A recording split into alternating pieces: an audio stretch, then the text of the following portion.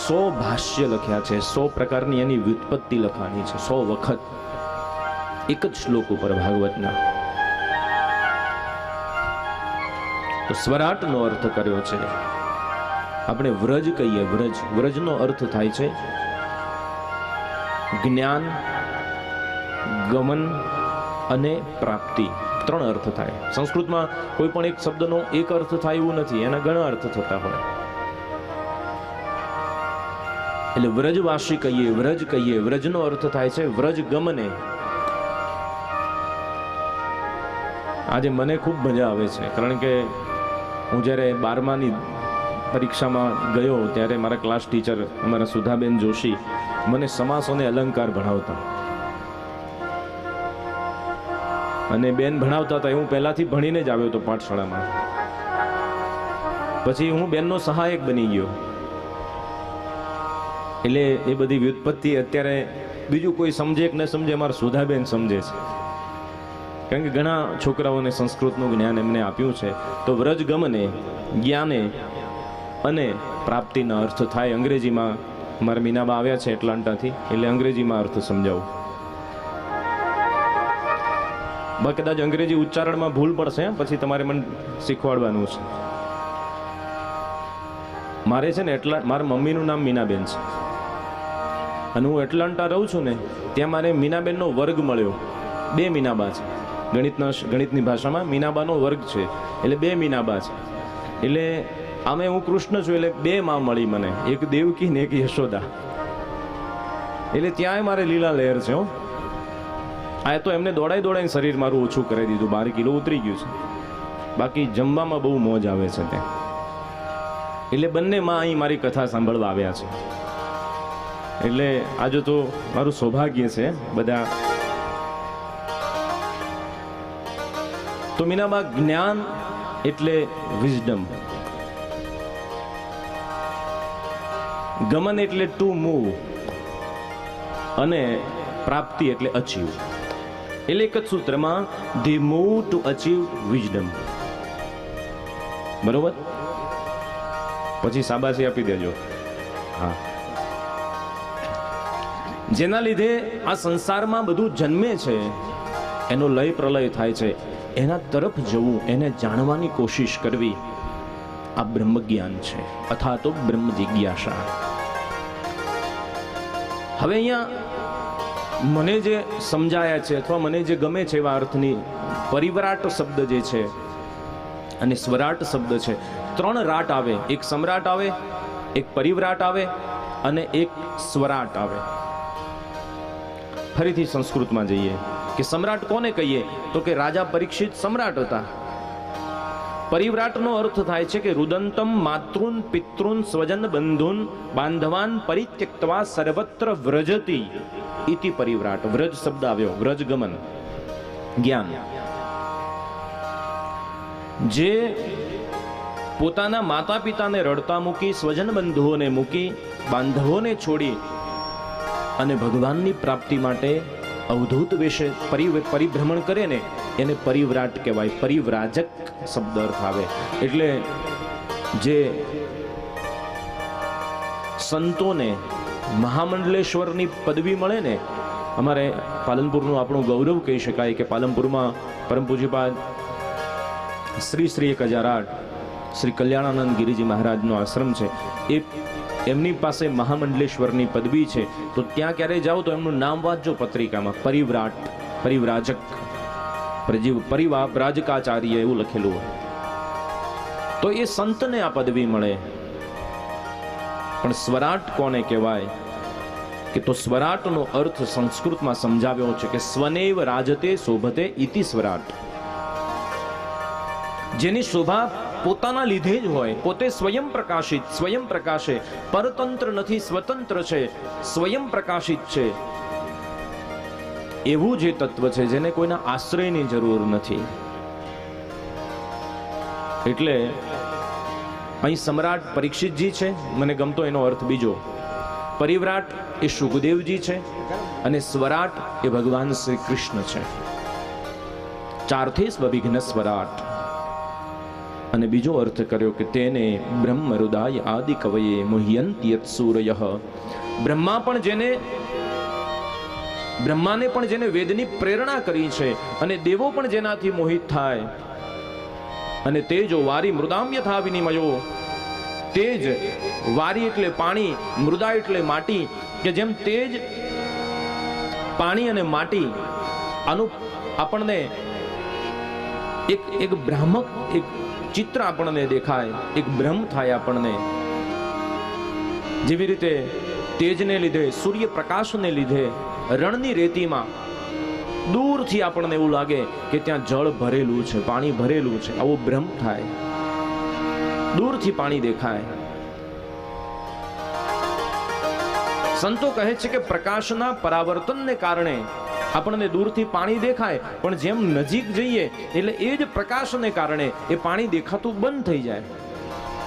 જે પ્રકાશના કારણે ત્યાં પાણી છે એવો ભાસ થતો હતો, જ્યારે પ્રકાશની નજીક જઈએ ત્યારે પાણી દેખાતું બંધ થઈ જાય. એમ કહે છે કે આ દૂરથી જગત આપણને સાચું છે એવું ભાસે છે, કારણ કે ભગવાનની માયાના લીધે ભાસે છે.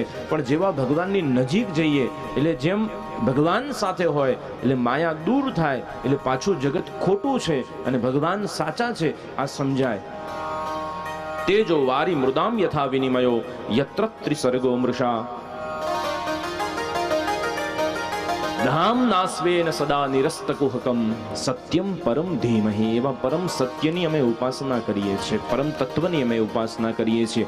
અહીંયા બધા અવતારની કથા વ્યાસજીએ કરી, પણ રામમ પરમ ધીમહિ, કૃષ્ણમ પરમ ધીમહિ, શિવમ પરમ ધીમહિ નથી કહ્યું, સત્યમ પરમ ધીમહિ કહ્યું છે. પરમ સત્યની ઉપાસના કરું છું.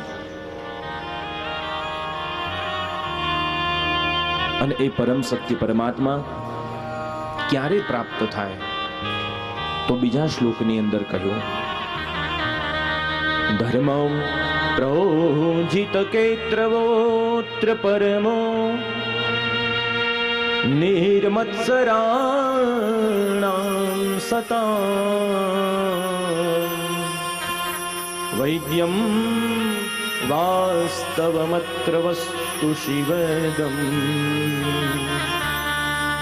ત્રાપત્રયોન્મૂલનમ. શ્રીમદ્ ભાગવતે મહામુનિકૃતે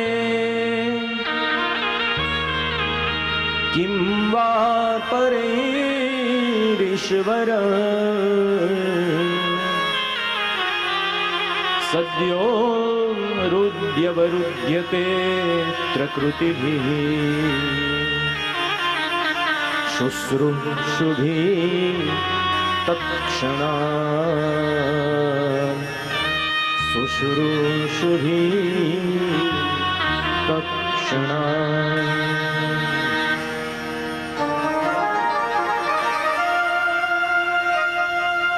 ધર્મ પ્રોજિત કૈત્રવોત્ર પરમો. એ પરમ સત્યની પ્રાપ્તિ કરવા માટે ધર્મનું આચરણ કરવું પડે, પણ ધર્મ કેવો એની વ્યુત્પત્તિ બતાવી. આ શ્લોકની અંદર અત્ર શબ્દ 3 વખત ઉચ્ચારણ કરવામાં આવ્યો છે. ધર્મ પ્રોજિત અત્ર કૈત્રવોત્ર પરમો અને વૈદ્યમ વાસ્તમ વસ્તુ વસ્ત શિવદમ તાપત્રયોન્મૂલનમ. આ 3 જગ્યાએ અત્ર શબ્દ વાપર્યો છે. તો અત્ર પ્રૌજિત કેતવ ધર્મ, જે ધર્મ કપટ રહિત ન હોય, કપટ જેમાંથી દૂર જતું રહ્યું હોય, છળ કપટ વગરનો ધર્મ હોય, એ ધર્મ. પણ એવા ધર્મને આપણે રાજસ ધર્મ કહીએ, કારણ કે છે તો ધર્મ. અને રાજસ ધર્મનું આચરણ કોને કર્યું? તો ભાગવતજીમાં ધ્રુવજીની કથા આવે છે. કારણ કે રાજસ, જે રાજસિક વ્યક્તિ છે એને કંઈક લેવું છે, કંઈક મેળવી દેવું છે. એ ભક્તિ કરે, ઉપાસના કરે, પૂજા પાઠ કરે, પણ એમાંથી કંઈક મેળવવું છે. મારું આટલું કામ થઈ જાય, મારો આ સંકલ્પ પૂરો થઈ જાય, મારી આ ઈચ્છા પૂરી થઈ જાય. આ કામનાથી જે ભક્તિ કરે છે, સકામ ભક્તિ જે કરે છે, એ રાજસ ભક્તિ છે. બીજી વાત કરી, કઈ તવ ધર્મ, કપટ વાળો ધર્મ.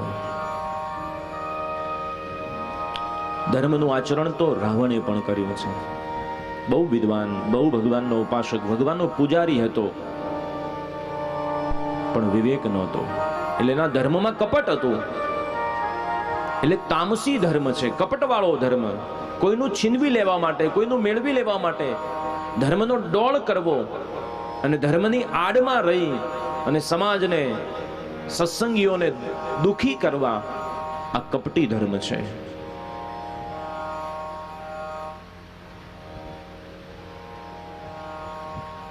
અને એવા વ્યક્તિઓ આજે સમાજમાં ઠેર ઠેર જોવા મળે છે. બહુ સુંદર શબ્દો હરિભાઈ કોઠારીએ લખ્યા છે.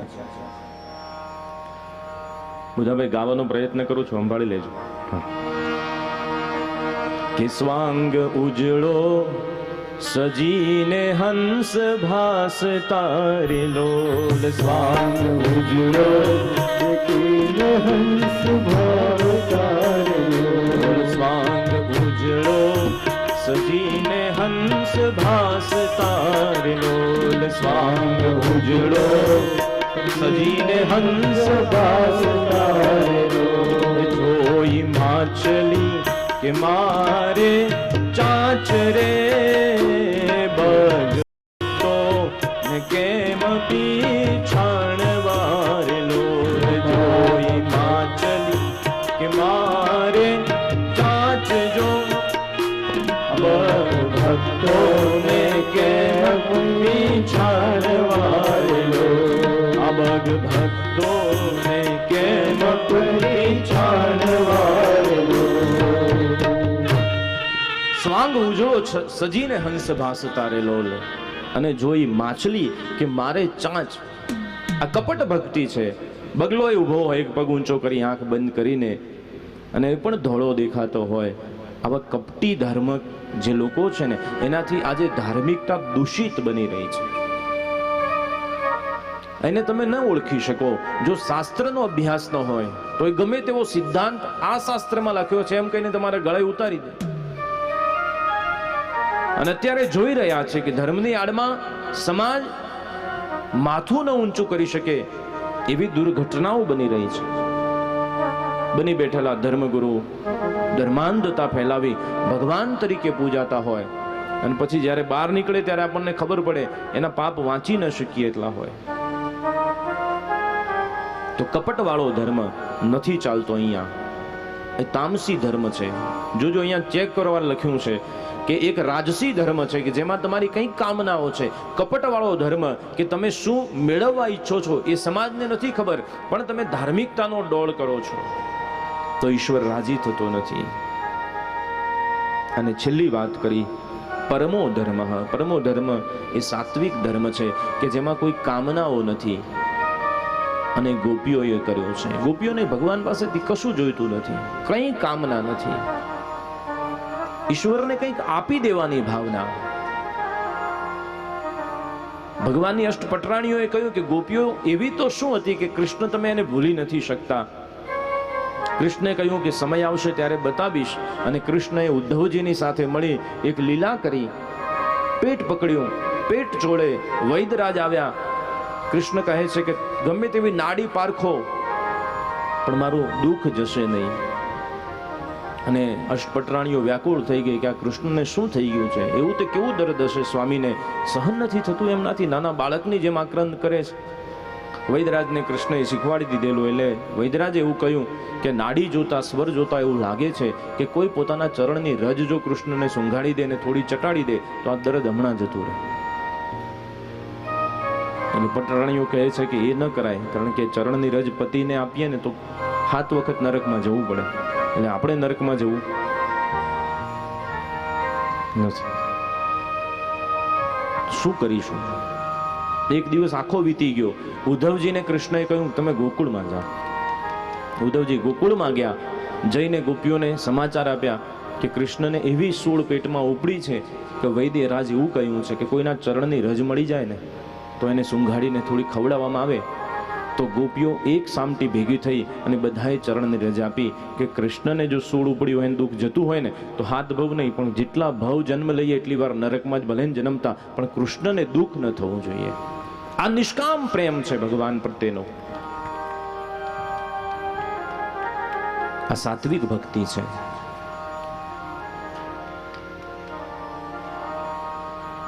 એ ગોપીઓએ કર્યું છે. અને સૌથી મોટી વાત કરી કે તાપત્રયોન્મૂલનમ, ત્રિવિધ તાપ, કાયિક, વાચિક, માનસિક, આધિદૈવિક, આધિભૌતિક, આધ્યાત્મિક, આ બધા તાપમાંથી કલ્યાણ આપવાનું કામ કરે છે ઈશ્વર. પણ આ ધર્મના આચરણથી, કે ધર્મ કેવો હોવો જોઈએ, તો કહ્યું નિર્મત્સરાણામ સતામ. સૌથી મોટી વસ્તુ અહીંયા કે નિર્મત્સર ધર્મ હોવો જોઈએ, માત્સર્ય રહિત ધર્મ હોવો જોઈએ. અને માત્સર્યનો અર્થ શું થાય છે ખબર છે? માત્સર્યનો અર્થ એ થાય કે કોઈના દુખે દુખી થઈએ ને, એ તો સ્વાભાવિક છે. આપણે ક્યાંક ગયા હોય યાત્રા કરવા, બજારમાં નીકળ્યા હોય, કોઈ રગત પગથિયો બેઠો હોય, કોઈનો હાથ પગ કપાઈ ગયો હોય, કોઈને કંઈ દુખતું હોય, અને એનું દુઃખ જોઈને આપણને એમ થાય કરે રે રે રે રે, અને આપણે ગજવામાંથી 5 રૂપિયા આપી દઈએ. એ કોઈના દુખે દુખી થયા, એ તમારી વિશેષતા છે, તમારામાં દયા છે હજુ. પણ કોઈના સુખે સુખી થવું ને, એ નિર્મત્સરતા છે. આ નિર્મત્સરાણામ સતામનો અર્થ આ છે કે કોઈના સુખે સુખી થવું એ નિર્મત્સરતા છે. કોઈ સુખી થયો આપણને દુઃખ ન થવું જોઈએ. અને માફ કરજો, એવું કહેવાય છે કે 3 જણા ક્યારેય છે ને એ સાચું અને સારું ન બોલે. એક પાડોશી, એક પિતરાઈ અને માફી સાથે પત્ની. આવું મેં સાંભળેલું છે. આવું 3 જણા માટે એવું કહેવાય છે.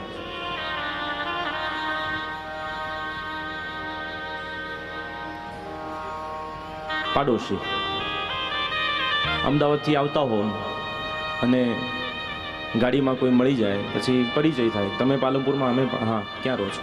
આ જગ્યા. અચ્છા, કઈ સોસાયટીમાં? આ સોસાયટી. એમ એ સોસાયટીમાં તો અમારે પેલા ભાઈ રહે છે, ઓળખું હવે એને. એ ચડી પહેરતો ત્યારનો ઓળખું, પણ હવે તો પેન્ટ પહેરે છે, હવે તો કંઈક એના ખબર છે એમને કેવી રીતે એને બંગલા બાંધ્યા છે. પણ તને ખબર છે તો તું ફિલહાલ શું કામ કહે છે? એ ક્યારેય ન બોલે સારું. તમે તો એવા પાડોશી નહીં હોવ. પિતરાઈ કજીન હોય ને, એ ક્યારેય સારું ન બોલે. અને પત્ની જો કોઈ વખાણે કે ભાગ્યશાળી છો તમારા ઘરવાળા, એટલે કે તો હું એની જોડે ઊભી રહું ને, આટલી એની પ્રગતિ થાય. તો હું સાચું, બીજી હોય તો ક્યારની જતી રહી હોય. હા, બેનો 2-3 વાતો તો બોલે જો માથા. એક તો એમની કોમન વાત છે કે તમારા ભાઈ છે ને બહુ ભોળા છે, ભલે ને આખા ગામનું કરીને આવતો હોય.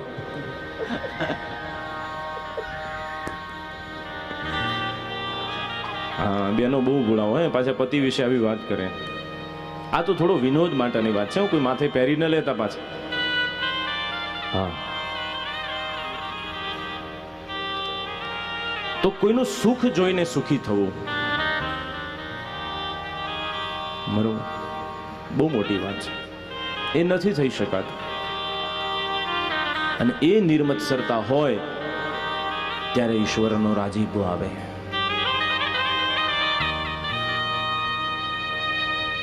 આ બધી વસ્તુઓ વીણતા જજો અહીંયા કથામાંથી, એની માળા પરોવજો. ભગવાનને પ્રાર્થના કરજો કે અમે પણ આવા નિર્મત્સર બનીએ. કારણ કે આ કથા છે ને, એ કંઈ હળવે પુણ્ય મળતી નથી. સુંદર પંક્તિમાં કવિએ કહ્યું છે કે કથા ક્યારે મળે છે અને મળે ત્યારે શું થાય છે. તો કવિ કહે છે, હળવે હોય નહીં વળી હરિ કથાનો યોગ, હળવે પુણ્ય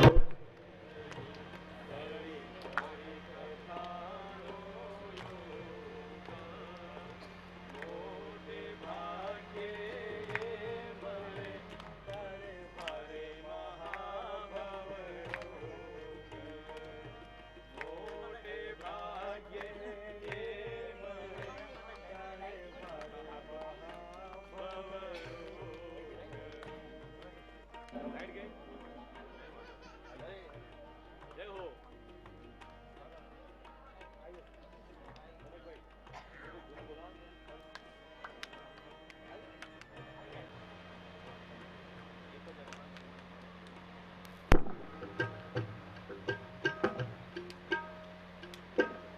હો. બોલીએ શ્રી કૃષ્ણ કનૈયા. તમારી જયનો અવાજ એટલો બધો છે એટલે મને ખબર પડી કે આ ઈશારો શું છે. કારણ કે ક્યારના આગા પાછા થાવ છો, પગ ઊંચા નીચા થાય છે એટલે સમય બહુ બધો થઈ ગયો લાગે છે. તો આવો થોડી વાર ભગવાનનું નામ લઈ લઈએ, હરિકીર્તન કરી લઈએ અને ભગવાનને કહીએ કે પ્રૌજિત ધર્મ જે છે, નિર્મત્સર ધર્મ છે, અમારા જીવનમાં આવે. કપટ રહિતની ભક્તિ કરી શકીએ અમે, અહેતુકી ભક્તિ અમે કરી શકીએ, ઈર્ષા રહિતની ભક્તિ અમે કરી શકીએ અને જીવન અમારું પણ એક સુગંધિત પુષ્પ જેવું બને અને જીવન વાટિકા મધમધતી એક વાટિકા બને કે જેમાં વૃંદાવન વિહારી આવી અને ભગવાન એમાં વિહાર કરી શકે. આવો આપણે સુંદર પદ કે એક જ અરમાન છે મને, મારું જીવન સુગંધી બને. ઊભા થવું હોય ને થજો, પગ મોકળો કરી લેજો, સુંદર જગ્યા છે અહીંયા, બરોબર. 2 ઠેકડા મારી લેજો એટલે પગ છૂટા થાય. અને જેને ઊભા ન થવું હોય એ શરમમાં બેઠા બેઠા તાળી દો પાડજો, બરોબર. આવો જગદીશભાઈ. આવો મીનાબેન. એક જ અરમાન છે મને,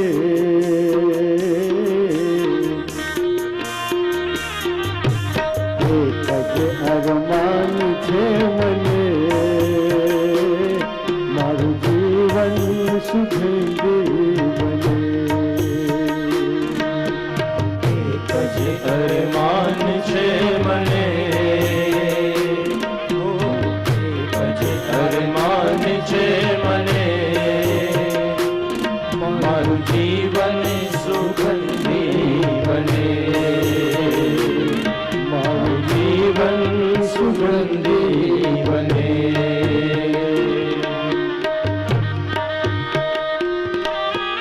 જય હો.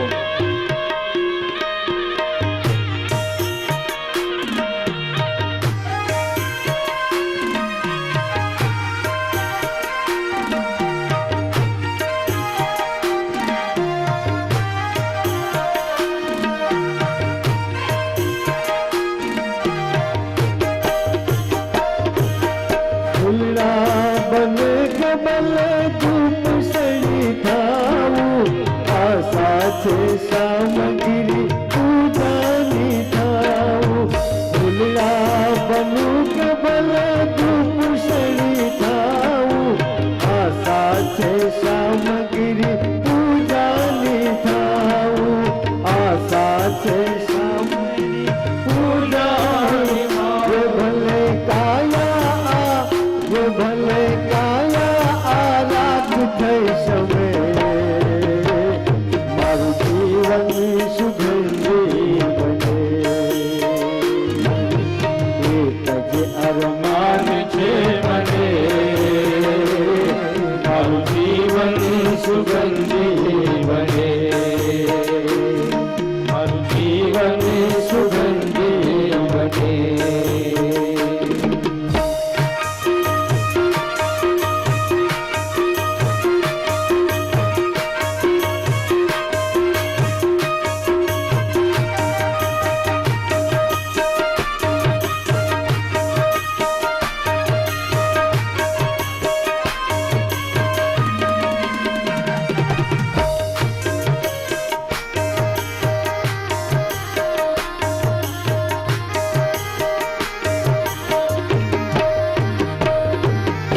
તડકા છાયા કેવા વર્ષાના વાયરા, કોઈએ કુસુમ કદી ના કરમાયા.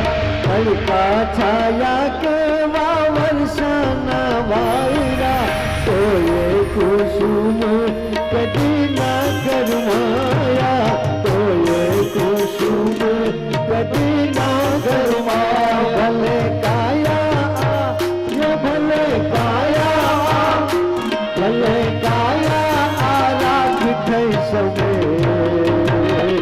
મારું જીવન સુગંધી બને.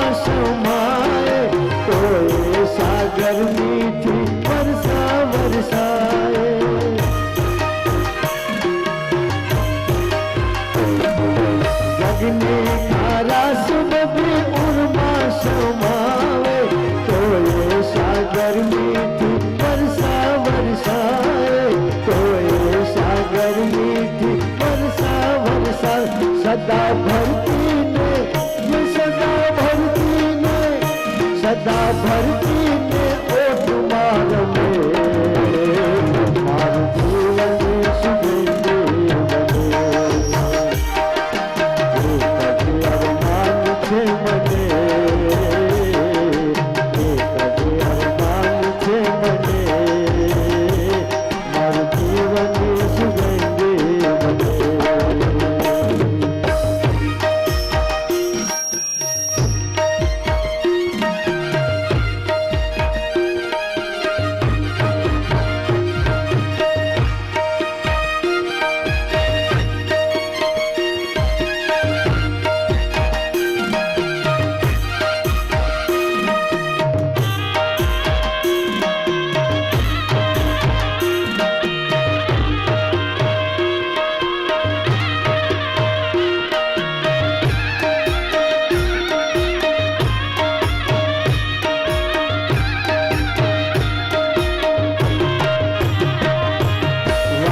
વાતાવરણમાં સુગંધના સમાતી જેમ જેમ સુખડ પરસીએ ગસાતી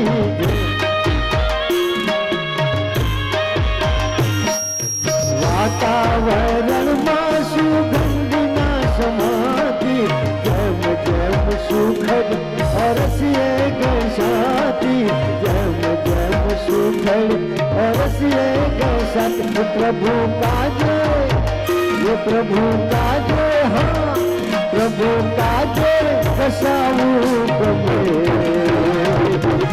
जीवन सुगंधे बने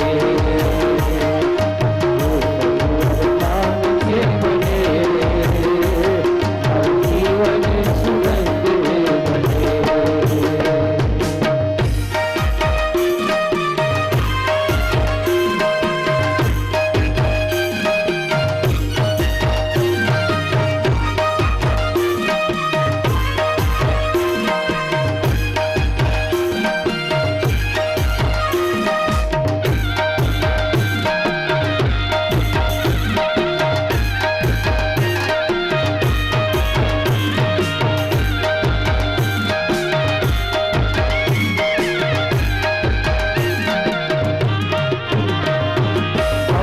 महान से प्रभु कार्य केरु आ जग मा कार्य कोई एक ही अजगेरु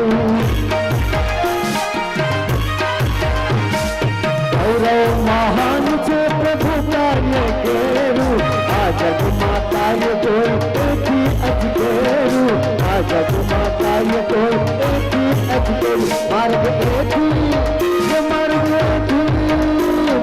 एक ही प्रभु नो गमे मार जीवन सुगंधे बने कभी अरमान छे बने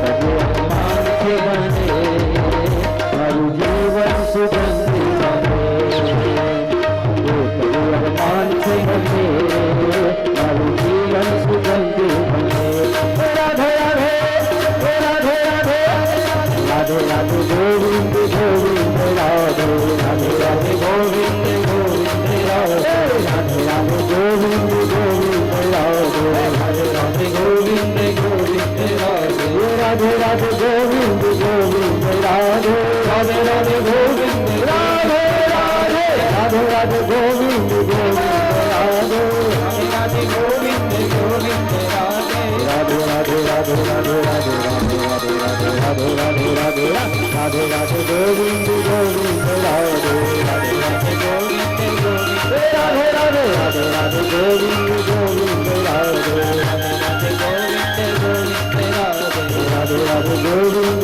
गोविंद राधे राधे राधे गोविंद गोविंद राधे राधे राधे राधे राधे राधे राधे राधे राधे राधे कृष्ण कन्हैया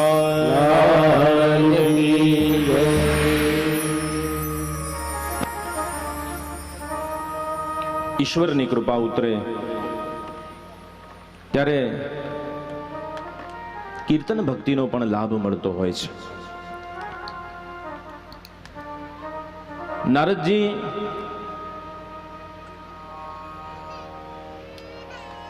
એ કીર્તન ભક્તિના પ્રણેતા છે.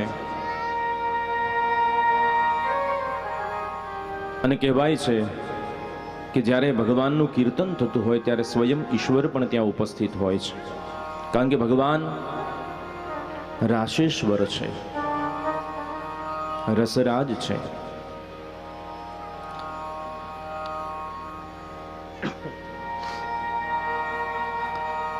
સુજી મહારાજને સૌનકાદિક ઋષિઓએ પ્રશ્ન પૂછ્યો અને એ જે કથા ભાગવતજીની જે ક્ષેત્રમાં ગવાણી છે એ નૈમિષારણ્ય, એમાં કથાનો પ્રારંભ થાય છે. સહસ્ત્ર વાર્ષિક સત્ર ચાલી રહ્યું છે. 88,000 તપસ્વી સિદ્ધ ઋષિઓ ભેગા થયા છે અને ત્યાં ભાગવતજીનું સાત્વિક પારાયણ થયું છે. સુજી મહારાજ કહે છે,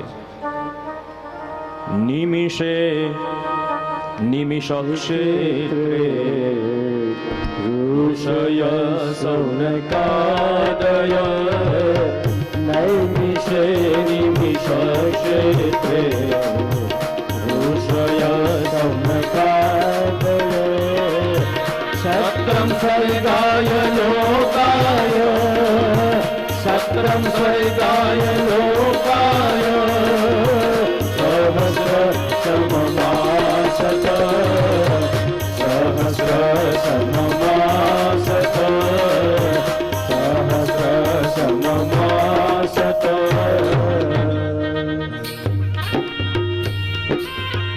સુજી મહારાજ એમને ઋષિઓએ પ્રશ્ન પૂછ્યો, મહારાજ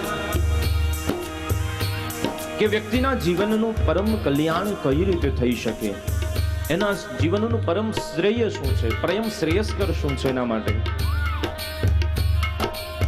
બીજો પ્રશ્ન પૂછ્યો કે સર્વ શાસ્ત્રોનો સાર તો મેં સાંભળ્યો છે મહારાજ, પણ જીવનમાં મેળવવા જેવું શું છે એ અમને કહો. ત્રીજો પ્રશ્ન કે પરમાત્માએ જીવ માત્ર ઉપર કૃપા કરી અને જે વિવિધ અવતારો ધારણ કર્યા છે એ વિવિધ અવતારોની અમારે કથા સાંભળવી છે.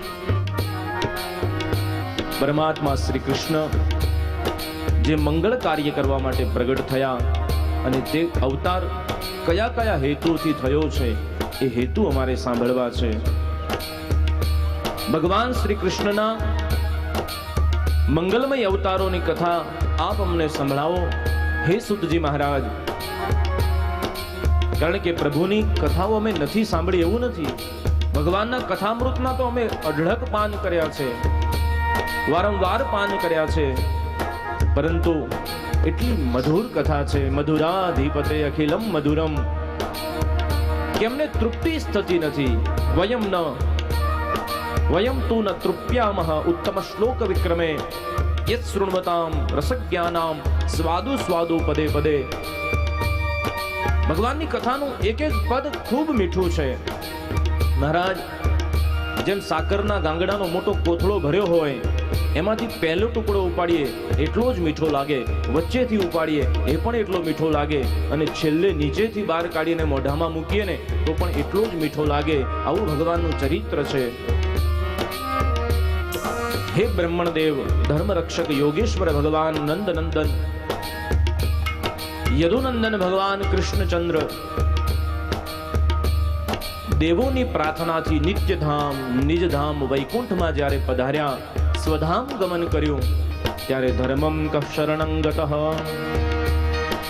ધર્મ કોને શરણ ગયો મહારાજ? આ ભૂતળ ઉપર વર્તમાનમાં ધર્મ કોને આશ્રિત થઈને રહી રહ્યો છે એ અમારે જાણવું છે. અને સુતજી મહારાજ પ્રસન્ન થયા, અને પ્રસન્ન થતાની સાથે સુતજી મહારાજ કહે છે, હે મુનિઓ, મુનય સાધુ પૃષ્ટોહમ ભવદ્ભીર્લોકમંગલમ. મુનય સાધુ પૃષ્ટોહમ ભવદ્ભીર્લોકમંગલમ. યત્કૃત કૃષ્ણ સંપ્રશ્નો યત્કૃત કૃષ્ણ સંપ્રશ્નો યેનાત્માસુ પ્રસીદતિ સવે પુંસાં પરો ધર્મો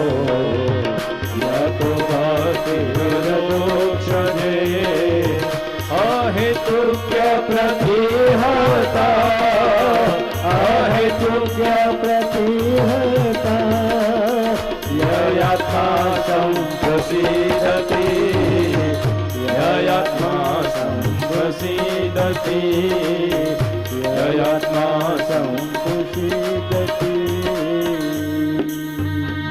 કે મહારાજ આપ જે મુનિઓએ પ્રશ્ન પૂછ્યો, સાધુ પૃષ્ઠો, હે સાધુ પુરુષો, હે સજ્જનો, હે ઋષિવરો, આપે જે પ્રશ્ન પૂછ્યો છે એનાથી હું પ્રસન્ન થયો છું. ભવદ્ભીર લોક મંગલમ, આ લોક કલ્યાણ માટે, લોકો ઉપર મંગલ કરવા માટે થઈ અને આપે આ પ્રશ્ન પૂછ્યો છે. અને સવૈ પુંસામ પરો ધર્મો યતો ધર્મભક્તિ રદોક્ષય. ભગવાનની આ કથા સાંભળવા માટે થઈને સૌથી પ્રથમ તો હૃદયમાં ભક્તિ જોઈએ, અને પણ અહેતુકી ભક્તિ જોઈએ. કારણ કે આ જગતમાં બધું હેત સાથે જોડાયેલું છે. હેત રે વિના ના ન હોય હેત.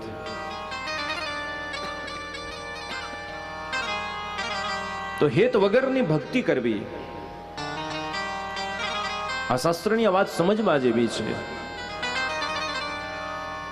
આપણે જે ભક્તિ કરીએ છીએ ખોટી છે એવું નથી, પણ સાચી નથી. ફરીથી પૂજ્ય પુરાણી સ્વામીને યાદ કરું કે એમનું એક સુંદર સૂત્ર હતું કે આંખ દરેકની પાસે હોય છે, પણ દ્રષ્ટિ બધાની પાસે હોતી નથી. આંખ દરેકની પાસે છે, પણ જોવાની દ્રષ્ટિ બધાની જુદી જુદી છે. દ્રષ્ટિ બધાની પાસે નથી, એટલે શાસ્ત્ર એ દ્રષ્ટિ આપે છે આપણને. એનું એક ઉદાહરણ સમજો કે એક ઓરડો છે,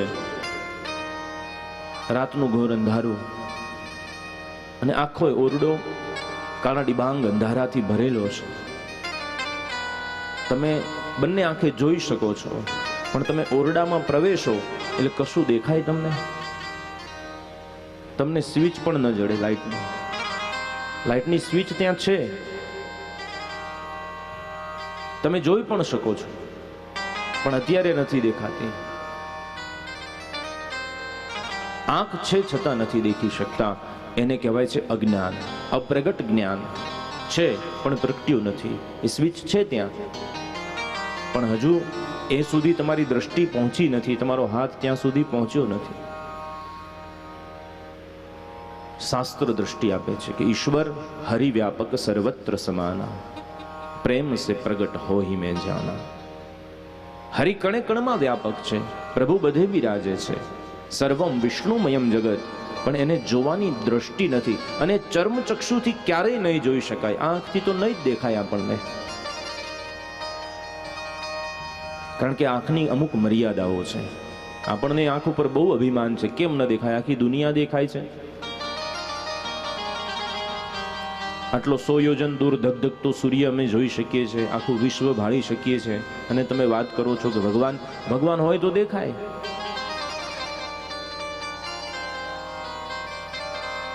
ન દેખાય.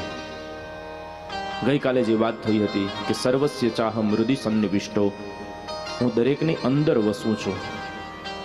અંતર મનમાં વસે છે, અંતર આત્મામાં વસે છે ઈશ્વર,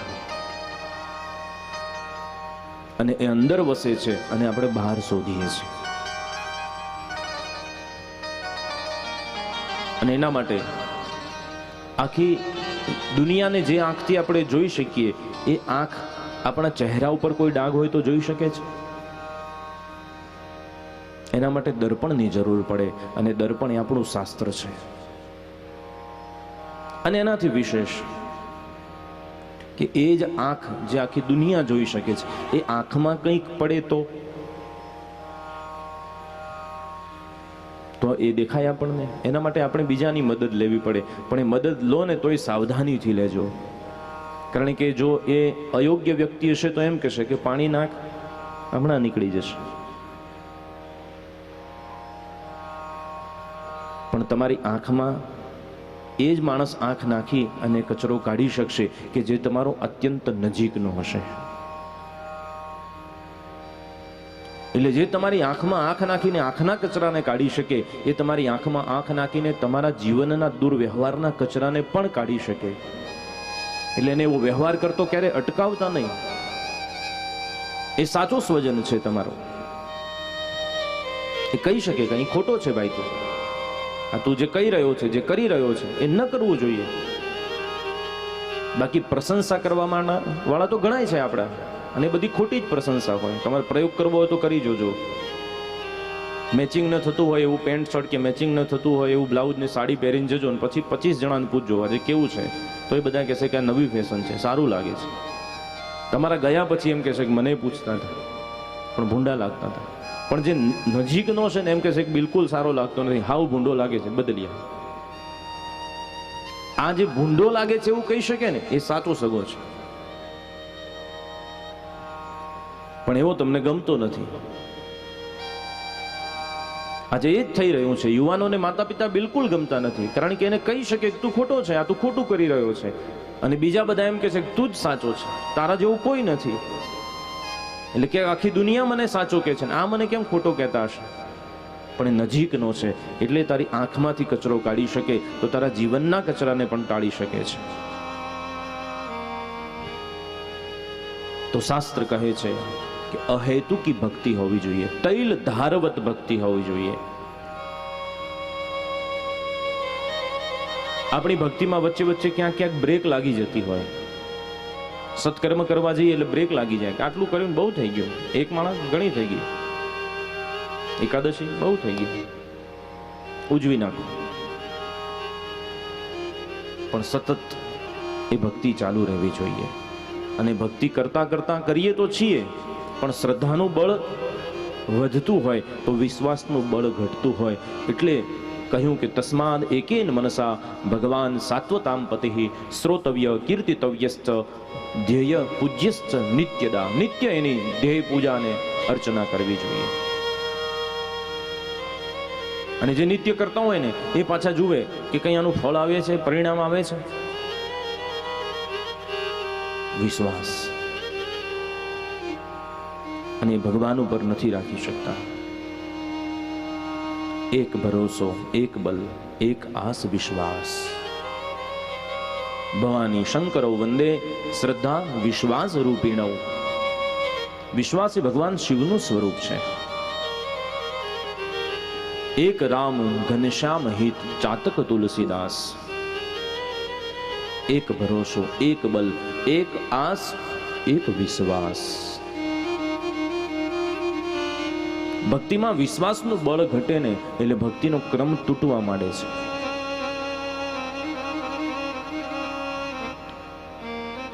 તો સુતજી મહારાજ કહે છે અહેતુકી ભક્તિ અને વિશ્વાસવાળી ભક્તિ હોય રાજા, હે સંતો, તો આ કથા આપણને ફળદાયી નીવડે છે. તમે જે પ્રશ્ન પૂછ્યો છે એ પ્રશ્નથી જે કથા જન્મ લઈ રહી છે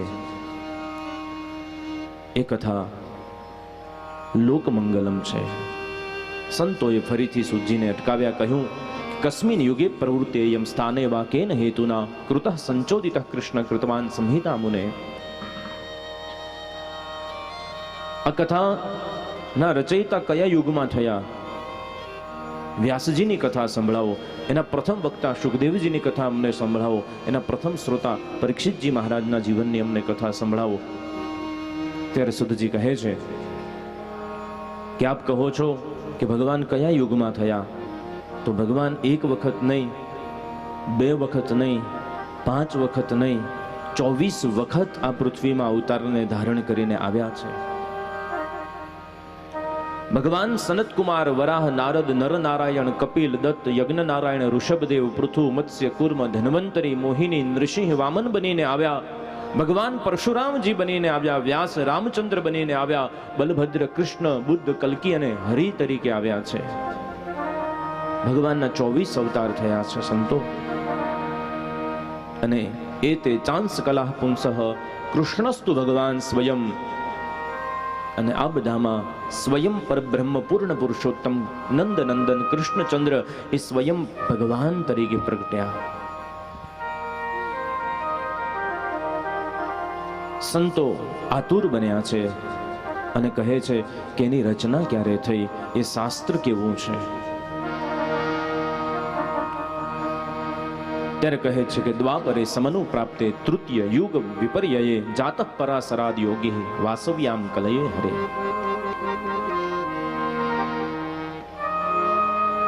કે 4 યુગમાં જ્યારે ત્રીજા યુગની શરૂઆત થઈ, ત્રીજો યુગ એટલે દ્વાપર આવ્યો,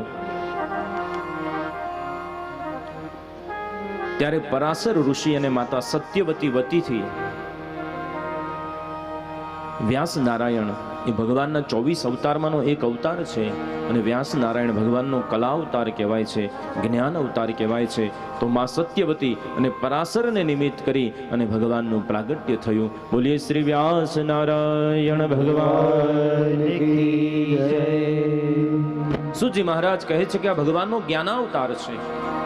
આ વ્યાસજીએ વેદોનો વિસ્તાર કરી એક વેદમાંથી 4 વેદ બનાવ્યા અને એમાંથી વેદનો વિસ્તાર કરી ઋગ્વેદ પૈલ મુનિને આપ્યો, એમના શિષ્યને. સામવેદ જૈમિની મુનિને આપ્યો, યજુર્વેદ વૈશંપાયન મુનિને આપ્યો અને અથર્વવેદ અંગિરા મુનિને આપ્યો. વેદોનો વિસ્તાર કર્યો એટલે વેદ વ્યાસ એવું નામ પડ્યું. વેદાન વિવ્યાસઃ એટલે વ્યાસ કહેવાના. પરાશર ઋષિના પુત્ર છે એટલે પારાશર્ય કહેવાના. યમુનાના કૃષ્ણ દ્વીપમાં પ્રગટ્યા એટલે કૃષ્ણ દ્વૈપાયન કહેવાના. અને પછી પોતાના જીવનમાં બદ્રિકાશ્રમમાં રહ્યા અને ત્યાં બદ્રી એટલે બોરના ફળ ખાઈ અને શાસ્ત્રોની રચના કરી એટલે બાદરાયણી કહેવાના. આ ભગવાનનો અવતાર છે વ્યાસજી. અચતુર્વદનો બ્રહ્મા દ્વિબાહુરપરો હરિ અભાલ લોચન સંભોર ભગવાન બાદરાયણ.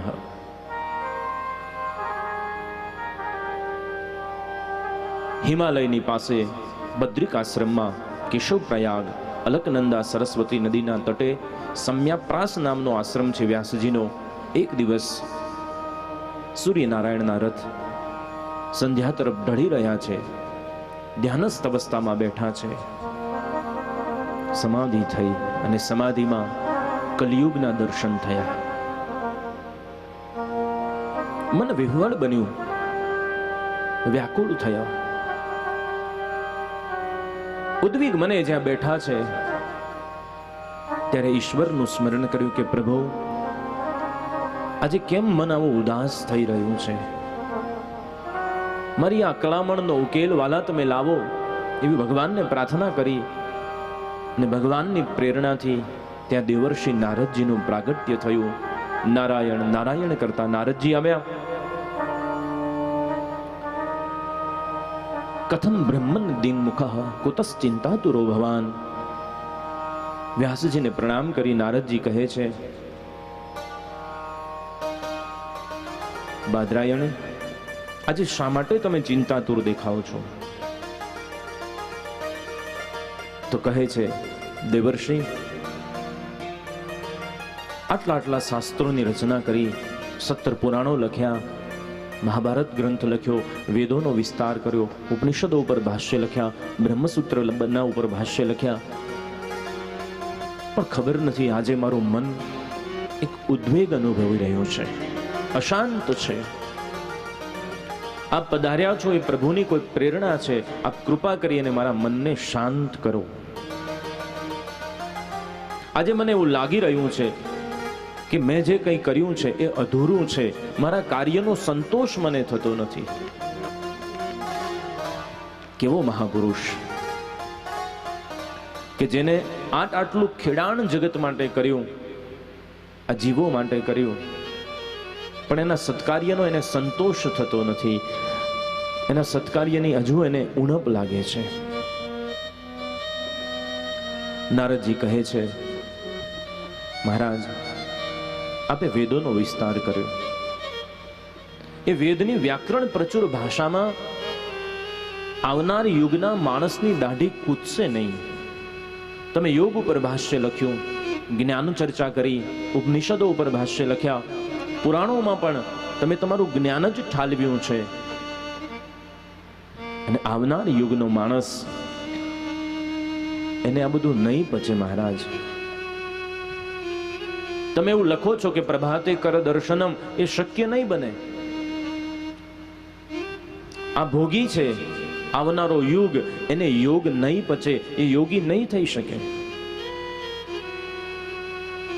અત્યાર સુધી તમે જે આપ્યું એ અભિમાનથી જ્ઞાન પીરસ્યું છે, બુદ્ધિથી પીરસ્યું, હવે હૃદયથી પીરસો. જેમાં સંકીર્તન ભક્તિ હોય, જેમાં પ્રેમ લક્ષણા ભક્તિ હોય. જ્ઞાન વૈરાગ્યની બહુ વાતો કરી, પણ હવે ભાવને હૃદયમાં ધરી. જ્યાં સુધી તમારા હૃદયમાં પ્રેમની સરવાણી ન ફૂટે ત્યાં સુધી તમારી વાણીમાં પ્રેમ નહીં આવે. એ પ્રેમને ધારણ કરી અને ભગવાન કૃષ્ણના ગુણાનુવાદનો એક ગ્રંથ લખો અને જગતને પ્રેમ લક્ષણા ભક્તિનું પ્રદાન કરો. પ્રેમ લક્ષણા ભક્તિને કેન્દ્રમાં રાખીને શાસ્ત્રની રચના કરો. વ્યાસજી કહે છે, મહારાજ એ શક્ય છે? નારદજી કહે છે, વ્યાસજી હું આપને શું ઉપદેશ કરી શકું, પણ પ્રેમ લક્ષણા ભક્તિ શું એ હું મારા અનુભવની વાત તમને કરી શકું. અને નારદજીએ પોતાના પૂર્વ જન્મની કથા સંભળાવી કે પૂર્વ યુગમાં હું ગાંધર્વ હતો, મને શાપ થયો, શૂદ્રને ત્યાં મારે જન્મ લેવો પડ્યો. મારી માતા, મારા પિતા બાળપણમાં મૃત્યુ પામેલા. મારી માતા લોકોના ઘરે કામ કરે. હું નાનો માની સાથે મદદમાં જાઉં. ચાતુર્માસ આવ્યો, સંતો પરિભ્રમણ કરતા ચાતુર્માસમાં રોકાણા. એમની સેવામાં મારે રોકાવાનું થાય, હું પણ મા સાથે રોકાઉં. સંતો જે ભજન કીર્તન કરે એ મને બહુ ગમે. એનો રંગ ચડ્યો. ચાતુર્માસ પૂર્ણ થતા સંતો જ્યારે જઈ રહ્યા છે ત્યારે એમાં વરિષ્ઠ સંતને પ્રણામ કરીને મેં કહ્યું, મને હવે આ ભજન બહુ ભાવે છે, એટલે મને સંસારમાં રસ નથી. ત્યારે એ સદગુરુએ મને દીક્ષા આપીને કહ્યું કે તારી માં જ્યાં સુધી છે, માનું ઋણ તારે માથે છે. માની આજ્ઞા વગર ઈશ્વર પણ તારો સંન્યાસ સ્વીકારશે નહીં. અહીંયા રહીને તું ભજન કર. ભજન એટલી નિષ્ઠાથી કરજે કે ભગવાન તને મળશે. વ્યાસજી મને એક મંત્ર આપ્યો, નમો ભગવતે તુભ્યમ વાસુદેવાય ધીમહિ પ્રદ્યુમ્નાય અનિરુદ્ધાય નમઃ સંકર્ષણાય છે. આ મંત્રનો મને નિત્ય જાપ કરવાનું કહ્યું. મારા ગુરુના ગયા પછી મારું મન ચોંટતું નથી. નિત્ય ભગવાનને પ્રાર્થના કરો. ભગવાને એક દિવસ એવી લીલા કરી કે રાત્રે ગોદોહન કરવા ગયેલી મારી માને સર્પદંશ થયો. માએ શરીર છોડ્યું, એની બધી ઉત્તર ક્રિયામાં બધી સંપત્તિ જે હતી એ વાપરી અને હું ઉત્તર દિશા તરફ પ્રયાણ કર્યું. અનેક સંતોના આશ્રમમાં રહી સેવા કરી. નદી કિનારે બેસી અને ગુરુજી આપેલા મંત્રના મેં 12 કરોડ જાપ કર્યા. અંતર્મનમાં પ્રકાશ થયો. એક દિવ્ય ચતુર્ભુજ ભગવાનના દર્શન થયા. આ દર્શન અદ્રશ્ય થતા મારી આંખ ખુલી, હું વિહવળ બન્યો, આક્રંદ કરી રડ્યો. અને ત્યારે આકાશવાણી થઈ કે તારે આ શરીર છોડવું પડશે. આ જન્મના તારા જેટલા પુણ્ય હતા એનાથી મેં તને દર્શન દીધા છે, પણ હવે તું શરીર છોડીશ ત્યારે હું તને મારો પાર્ષદ બનાવીશ. અન્ન જળ ત્યાગ કરી અને એ મંત્રનો મેં જાપ શરૂ કર્યો. મારું શરીર ક્યારે છૂટ્યું મને ખબર નથી, પણ જ્યારે ફરીથી પ્રલય થયો અને પુનર્સર્જનમાં બ્રહ્માજી સૃષ્ટિનું સર્જન કરી રહ્યા છે ત્યારે બ્રહ્માજીના માનસ પુત્ર તરીકે મને સ્થાન મળ્યું અને ભગવાનને શોધ્યા મેં. ભગવાને પ્રસન્ન થઈ અને દેવદત્તામ ઇમામ વીણામ સ્વર બ્રહ્મ વિભૂષિતામ, ભગવાને પ્રસન્ન થઈ રાધિકાજીના કહેવાથી મને આ દિવ્ય વીણાનું દાન કર્યું. અને વીણાનું દાન કર્યા પછી આજે વીણાના નાદ સાથે હું નારાયણને યાદ કરતો જાઉં છું. એક શૂદ્ર આજે દેવર્ષિ બન્યો છે માત્ર પ્રેમ લક્ષણા ભક્તિથી. મહારાજ આપ પણ ભગવાનને યાદ કરીને બિરાજો, ભગવાન કૃપા કરશે. નિર્ગતે નારદે સુતે ભગવાન બાદરાયણ. નારદજીના ગયા પછી એમની વાતને કાનમાં ધરી, હૃદયમાં ધરી ને વ્યાસજી મહારાજે સમાધિ લગાવી ઈશ્વરનું શરણ લીધું છે.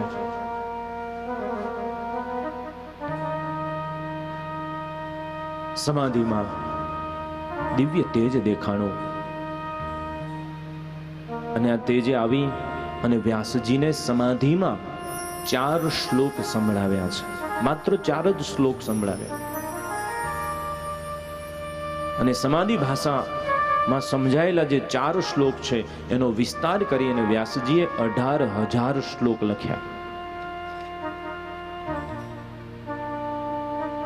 અને 18,000 શ્લોક એટલે આપણું ભાગવત.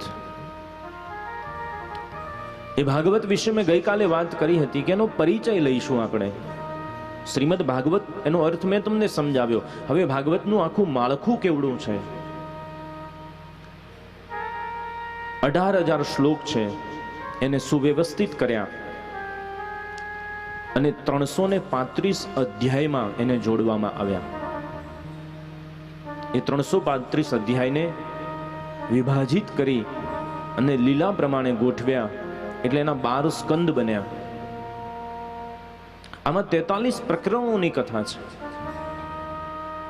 અને દરેક સ્કંદ એ ભગવાનનું શરીર છે, શરીરનું અંગ છે, શ્રીઅંગ છે ભગવાનનું. ઠાકોરજીનું સ્વરૂપ છે. ભગવાને જ્યારે ગિરિરાજને ધારણ કર્યો અને ભગવાનનું જે એ દિવ્ય સ્વરૂપ છે, એ દિવ્ય સ્વરૂપ એ ભાગવતજી છે. એનો થોડો પરિચય લઈએ પછી ભાગવતનો આંબો બહુ પ્રચલિત છે. તમે કોઈ ગરડા બાવ પાસેથી સાંભળ્યો હશે. એની થોડી પંક્તિઓ ગઈએ. સમય થઈ ચાલ્યો છે, આગળ ઘણી વાતો કરવી છે, પણ એક એક સ્કંદ ભગવાનનું અંગ છે એ યાદ રાખજો. હું આમાંથી પ્રશ્ન પણ પૂછી શકું છું, તમને પૂછી શકું. હવે તમે રિટાયર્ડ થયા, अब मेरी बारी है. પ્રથમ સ્કંદ અધિકાર લીલા છે.